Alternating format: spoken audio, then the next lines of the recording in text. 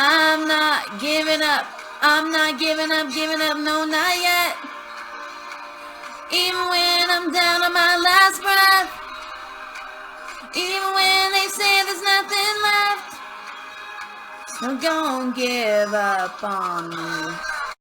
Welcome, beautiful people. If this is the first time that you're tuning in, make sure you hit that subscribe button right down there. Also, make sure you hit that notification bell so you get notified anytime I come out with a new video. I do post about once a week, so if you haven't already done so, go check out some old videos so you can get caught up with our journey. If this is not the first time that you're tuning in, thank you guys so much from the bottom of our hearts. Me and my husband definitely appreciate that you guys are following our Unhinged journey. It's been a crazy one, but it's been totally worth it. So let's get started why you came to this video in the first place.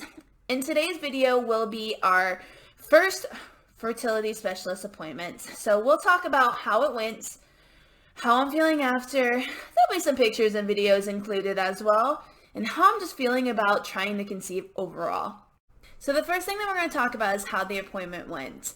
The night before, I was freaking out. I actually posted on Instagram, if you want to check that out right here, what some things to expect on my story. I wanted feedback. Like I just didn't know. So I was freaking out, and it snowed yesterday as well. So we were supposed to get like 2 inches, and we got like 7 inches. So when I woke up this morning, it was all white, snow everywhere. I was panicking. I was going to get in a crash, and my husband is not the best driver.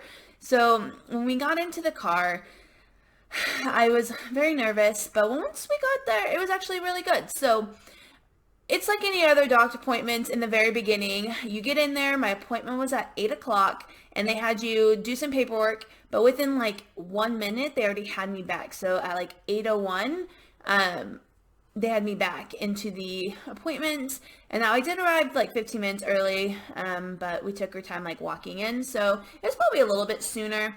It was just really quick.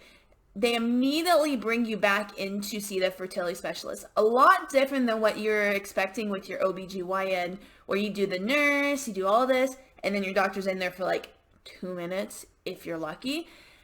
He was immediately in there. They brought me right back, and we sat down for like 30 minutes talking about some possibilities.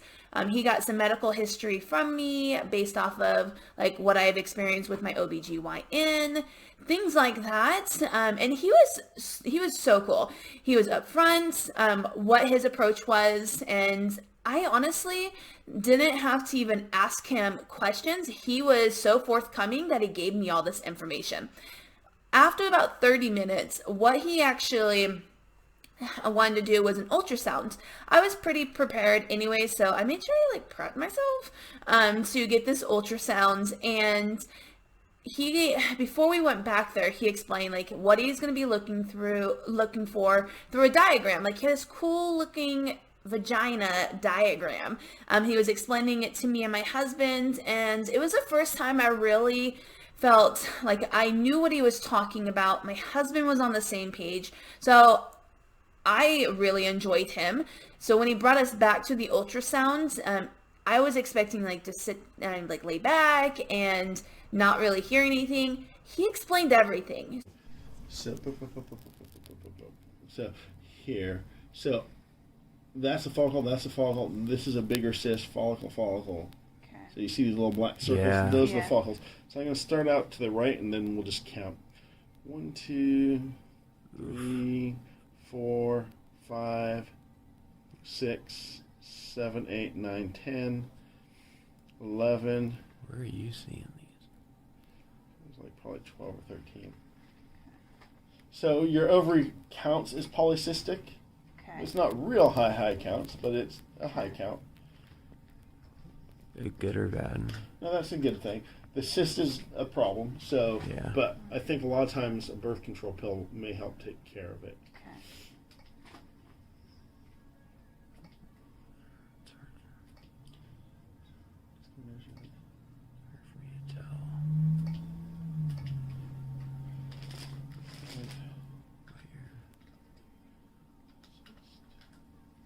Okay, so that's the right ovary. So, right ovary, let's look for the left ovary. What, just missing?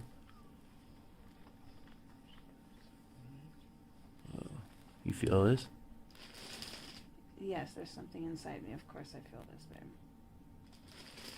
It's actually pretty cool. There's the leftover. So you see Yeah, that I here? do. Yeah. So I'll push a little bit. Oh, just to whoa. Bring the overload closer. Whoa. So you have 1, 2, 3, 4 or 5 more. 4, 5, 6, 7, 8. And so maybe 9 to 10. Let me make sure I think there's more than I'm Yeah, missing. this looks more than the other. So we have 1, 2, 3, 4, 5, 6, 7, 8, 9, 10. It's like the 11, same. 12, maybe 13. So yeah, kind of similar. It's the same. It just doesn't have kind of that large cyst on this side. Interesting. 13. That's. 14. Are most people symmetrical like that? Yeah. Okay. So to me, I think the follicle counts look good. Uterus looks good. You just have a cyst on the right side. Okay. I'm going to take out the ultrasound. Okay. So no obvious concerns on my. See what I'm talking about? He literally explained everything. He was super helpful. But did you guys see that grapefruit-sized cyst? The thing he was taking measurements of. That was my cyst on my right side. So the second thing that we're going to talk about is treatments. Now, based off of the video that you saw, he was explaining like the PCOS and things like that. So that grapefruit size cyst I have, the first thing that we want to do is birth control. With birth control, that is going to remove that cyst. So for the next month, I'm going to be on birth control. I don't do really well with the pills or shots or anything like that. So he was okay with me doing NuvaRing. So what I'll be doing with the NuvaRing is for 3 weeks, I'll have the NuvaRing in. I will take it out and then I should start my period. I've been on NuvaRing before, and last time I was on it, anytime I removed the NuvaRing, within like 2 hours I started my monthly. So I will be doing that for the next month.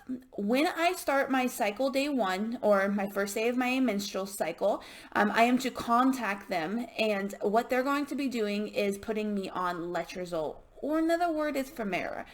I've tried Clomid. If you saw some of the previous videos before, I talked about my experience with Clomid. I thought I ovulated.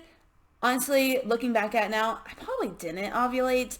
So they're going to put me on Femara, and they're not going to stop me on the lowest dose. They're actually going to start me on 5 milligrams. I will be taking that from days 3 through 7.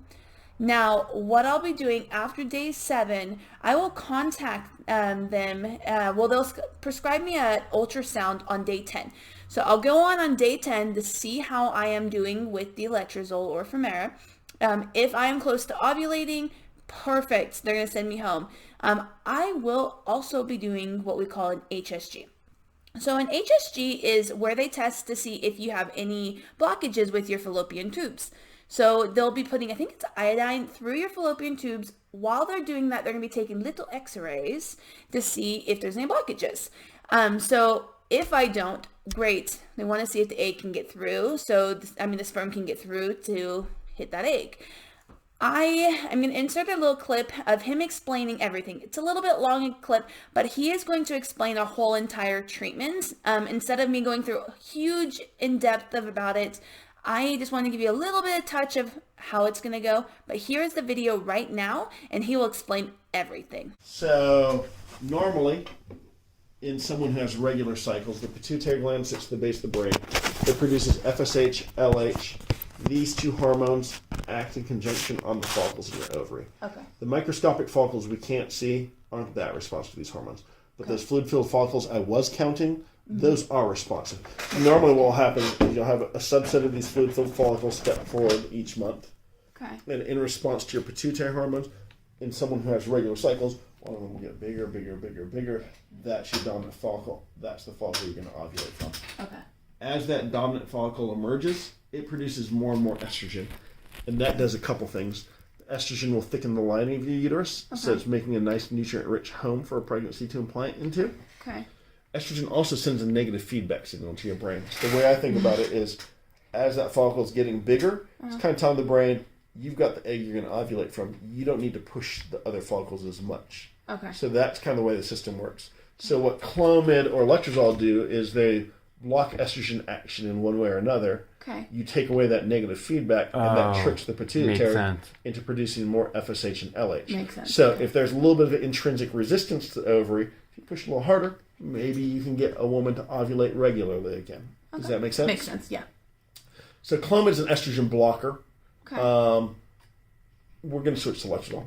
Perfect. I wanted to try that anyways. There was probably about 5 years ago a big study of about 800 women with irregular cycles of PCOS, randomized to Clomid or letrozole. Hands down, letrozole had higher rates of ovulation, higher pregnancy rates. So it's usually what I start with. Okay. So the way letrozole works. So number one, if you start Googling stuff about letrozole, you're going to see mostly stuff about breast cancer. I saw that, yeah. So it was initially designed as a hormonal adjunct to chemotherapy in women with estrogen receptor positive breast cancer. So the oncologists think that the estrogen is kind of like a fuel to the fire for women with that type of breast cancer. So they developed this as a way to block it. Obviously, we're using it for very different reasons. This is not FDA approved for the medication wasn't designed for this, not FDA approved, but the fertility field in general feels this is more effective actually at treating PCOS. So it's what I go with. Yeah, most medication. Yeah, most medication they're used for multiple things anyway. So yeah, so but it kind of accomplishes the same thing. So letrozole blocks the enzyme from one of the cells in the follicle that's responsible for production of estrogen. Awesome. So that's how it takes away that negative feedback. Okay. Does it have the same? Because the side effects with Clomid was pretty brutal. Does What it have type of hot flashes? hot night flashes? sweats? Yes, I was grumpy too. Yes, but similar I would thing. say it tends to be less than Clomid in general. So, so the hot flashes, the night sweats, the mood changes are all expected side effects because you're blocking estrogen. I can probably take it right before bed. And so usually I say I recommend taking it at bedtime. I'd say the side effect profile of letrozole tends to be less than Clomid. And I think the weird side effects, if you have joint pains or rashes, it may be a reason to stop letrozole and go back to Clomid. I don't know if I've had anyone with that side effect, but tell me if you do. Okay? So the way it will work, so we'll do the blood testing today, or you guys will do that in the next few days with a lab close to home. We'll have you start the birth control pill today. Okay. You'll finish, or the NuvaRing today. Okay. In a month, you'll take up the NuvaRing. You'll call us the first day of your period. Gotcha. That's day one. So that's the first day of your full flow.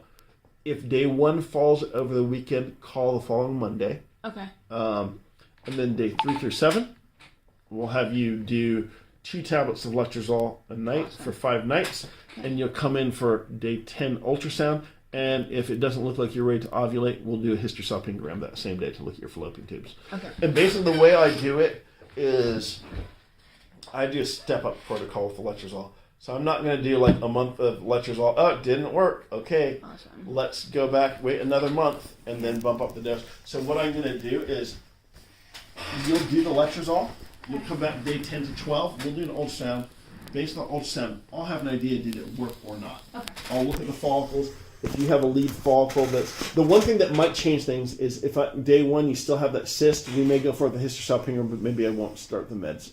That will be a little bit of a judgment call on my part. Okay. But if we start the meds, you come back day 10 to 12, or day 10, I'll do the ultrasound. If it looks okay, we'll do the hysterosalpingogram. If it doesn't look like you respond to the medication the day of that ultrasound, I'm going to bump up the dose of letrozole that day. So you'll go from 2 tablets of letrozole a night for the first time. If it doesn't look like you respond to that ultrasound, that same day you'll start 3 tablets of letrozole. You'll do it for 5 days, come back in a week, and then basically it's a binary question. Did you respond or not? If no, then I'll do my Hail Mary pass of 20 milligrams of letrozole in 1 day, come back in a week, let's look again. Did you respond or no? If you don't respond at any dose, then we should sit down and talk about what we're going to do next. So is that worst case? That's worst case scenario. But I would say, I'm expecting you to respond. So if you respond, when the follicles, usually I have an idea. If that follicle's around 14 millimeters in diameter, you probably responded. Follicle, it may be that we're looking a little early. Okay. I'll tell you when to start checking ovulation predictor kit, and you guys start having more frequent intercourse. Okay. You write down when you had checked the ovulation, when you picked up the surge on your ovulation predictor kit. What kind of kit do you use? I've done them all. I've done the cheapy ones. I've done the most expensive. I've done all I'd say do the Clear Blue Easy Pink. Clear Blue Easy Pink. Okay. It's just kind of smiley face. Oh, okay. It's Sorry, I didn't get to ask that. What does CD mean? cycle day. Cycle day number 1. Got so that's the first day of her period. Okay. So you'll call cycle day 1, day 3 through 7. We'll have you do 2 tablets of letrozole to start. Come back day 10, do an ultrasound. If it looks okay, we'll do a hysterosalpingogram. And then with that ultrasound, I'll know, did you respond or not? Okay. And if yes, then I'll tell you guys start trying to have more frequent intercourse at home. Start checking ovulation predictor kit these days. If you don't pick up a surge, then we'll have you take a shot with a trigger to trigger you. But I expect you to surge. Okay. If you don't respond to the medication, we bump up the dose of the medication. You come back in a week. Let's look again. I like it. Did you respond or not? Yes. Start trying at home. This is when we think you're going to ovulate. Start checking. Okay. If no, bump up to the next dose. So we'll know. Can we get you to ovulate within a month? And what's the lowest dose that's going to work? And that will be what we try next time if you're not pregnant. Sounds good. Make sense, guys? Yeah, makes a lot of sense. Questions for me? No. This sounds like a lot of visits. And we're talking $400 a visit. No. We're gonna go through that after. So there's going to be, like, if it works, there'll be the baseline ultrasound to make sure the cyst is gone, or at least it's shrinking. There'll be another ultrasound to see how you responded, and maybe that's all you need if you responded. Okay. If you don't respond, then yep, another ultrasound a week later. Yep, no response, another ultrasound a week later. But at least it's not 6 months down the drain waiting to find out if you respond to these medications or not. Makes sense, yeah, and that's kind of what we did with the last doctor. And each ultrasound is about $250. Okay. My hope is we try the first dose, you respond, and then you guys try, and hopefully you're pregnant. Yeah. But again, remember, 20%. If you ovulate on this, 20% chance of success each month. Yeah.